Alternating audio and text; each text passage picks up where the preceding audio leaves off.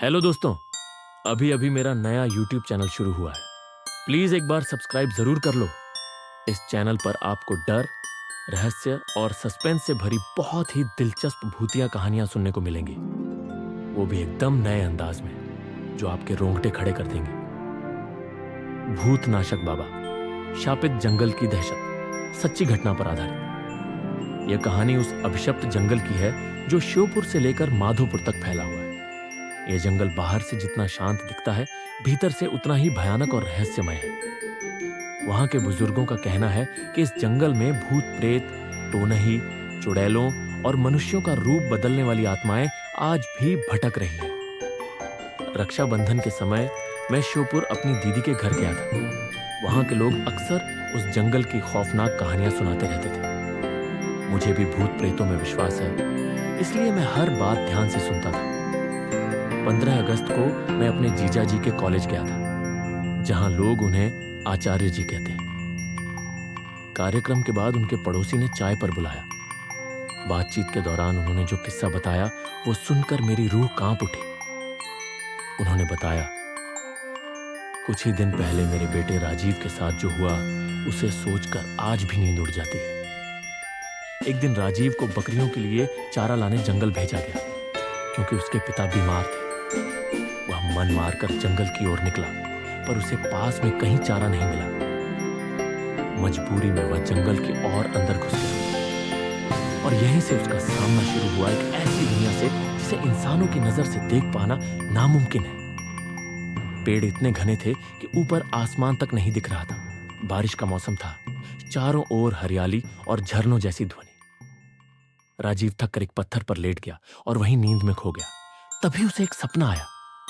उसने खुद को जंगल में भटके हुए देखा और सामने एक परछाई खड़ी थी। उसकी आंख खुली और वह पसीने से तर था।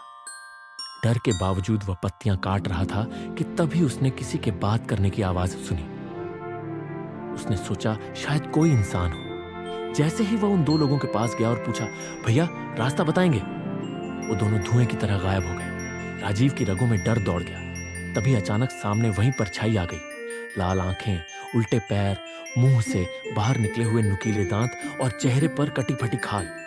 राजीव चीखने ही वाला था कि तभी एक भालू उसकी ओर झपटा, मगर जैसे ही वह भालू जमीन पर गिरा, वो इंसान में बदल गया।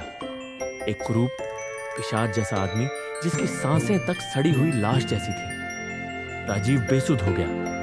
उधर घर वाले परेशान हो चुके थे। रात 10 बजे तक वह नहीं लौटा। उसके भाई ने गांव वालों को इकट्ठा किया, लेकिन खुद अपाहिज होने के कारण नहीं जा सका। रात भर सबने जंगल छाना, लेकिन राजीव का कोई सुराग नहीं मिला। राजीव भूख प्यास से बेहाल हो चुका था। उसकी आंखों के सामने अब सब कुछ धुंधला हो चुका था। तभी अचानक रात में वह गिर गया उन आत्माओं से। बिना सिर, उल्टे चेहरों वाली आकृतियां जिनके मुंह से मांस लटक रहा था। तांडव करते भूत, भयानक शोर, पूरा जंगल डर की चीखों से गूंज उठा। राजीव ने बताया, भाई मैं मर ही जाता, पर तभी घोड़े की टापों की आवाज आई और एक रोशनी सी फैली। वो हमारे कुलदेवता थे, हाथ में तलवार, घोड़े पर सवार। उन्होंने एक एक आत्मा को मार गिराया। उनकी तलवार जहां पड़ती, वहां आत्मा मिट्टी में समा जाती। उधर उसके भाई ने अपने देवता के नियम के पेड़ के नीचे गड्ढा खोदकर रोते हुए कहा, मेरा भाई आएगा, और रोज की तरह दूध चढ़ाया। उसी भाव में देवता प्रकट हो गए और राजीव की रक्षा के लिए निकल पड़े। सुबह एक राहगीर ने राजीव को पाया, झाड़ी में बेसुध, भूखा प्यासा, 3 दिन से बेहोश। उसने उसे साइकिल पर बैठाया और घर छोड़ दिया। घर पहुंचते ही राजीव जोर जोर से रोने लगा और बेहोश हो गया। बाद में उसे अस्पताल में भर्ती कराया गया और 2 दिन में वह थोड़ा थोड़ा ठीक हुआ, लेकिन उसकी आंखों में वो जंगल आज भी जिंदा था। आज भी जब कोई उस जंगल की ओर जाता है, तो उसे पेड़ों के पीछे से झांकती आंखें दिखती हैं, और हवा में किसी की फुसफुसाहट सुनाई देती है, जैसे कोई कहना चाहता हो, वापस चले जाओ, वरना अब की बार देवता भी देर से आएंगे।